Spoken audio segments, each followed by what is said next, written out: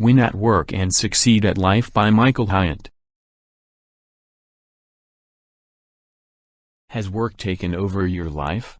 Do you remember the last time you checked out of the office on time? Did you have a good night's sleep? If this sounds familiar, then you're overworking, and damaging your life and your career in the process. Don't let your whole life revolve around work. Millions of people always needed to be busy, feels that sleep was a waste of time, and thinking of reaching their full potential. They are working extremely long hours. Their health and families are negatively affected. When they feel their lives are falling apart outside of work, their answer is often to work even harder. These people are so used to hard work being their solution, they think that somehow they'll be able to push past the pressure and friction in their personal lives and things will get better. Unfortunately, this is not the answer. The modern workplace can be addictive. Experts were predicting that by the year 2000, people would be working less, not more, with the advent of computing power and faster communication.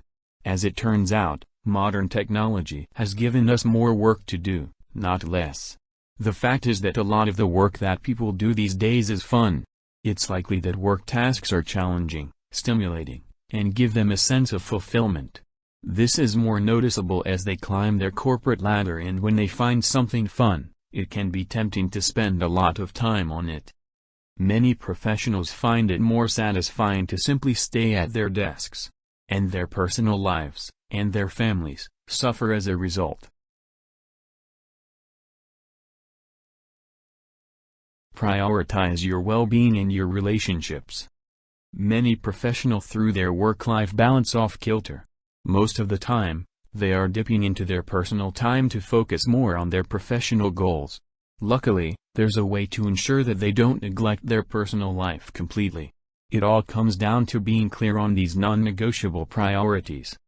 The first non-negotiable is self-care, which refers to activities that help to improve their personal life, like eating a healthy diet, getting enough sleep, or exercising regularly. Making time to connect with the family and friends, or pursuing hobbies that they enjoy are also ways to take care of themselves. If they're not functioning at their best, then neither can their career or family. The second non-negotiable is relationships. Many overworked professionals do prioritize their relationships, but only their working relationships. They allow their personal connections to fall by the wayside. After all, jobs change, and when they do, many people realize that their social life has disappeared. To work smarter, work fewer hours. Most of people need to work to live.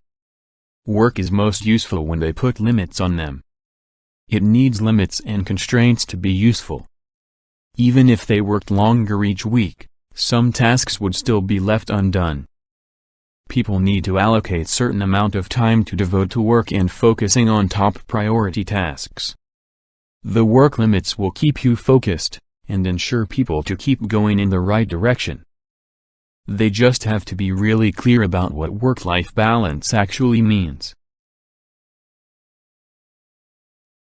Work-life balance means purposefully distributing your time between competing demands. Work-life balance doesn't always mean taking a break. When people talk about their desire for balance, they often talk about how stressed and burned out they are. What these people really mean is that they need a rest. Resting is important, but when it comes to getting a better balance, a rest isn't what you need. To achieve a true work-life balance isn't about stopping, it's about being able to go further and faster than before.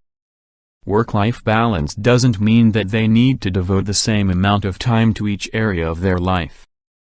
Instead, it's about devoting appropriate amount of time. There'll be moments when people have a lot of professional opportunities that they need to focus on, and they might focus more on the office. But there'll also be moments when it'll be appropriate for them to spend more time at home, especially when you have children or elderly parents. Therefore, they must make mindful decisions about how to spend their time. When you stand still, your creativity runs wild.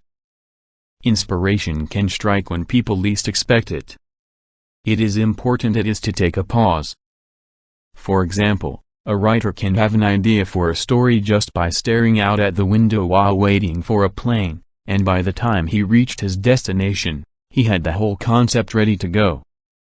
This just goes to show how important it is to take a pause. When people take a break, their brains don't switch off. Instead, it simply works in a different way subconsciously. Their perspective will change as their mind wanders, and they'll be able to look at their goals with fresh eyes when they return to work. Letting the mind wander might sound simple, or even lazy, but it's actually a superpower. Poor sleep equals poorer performance.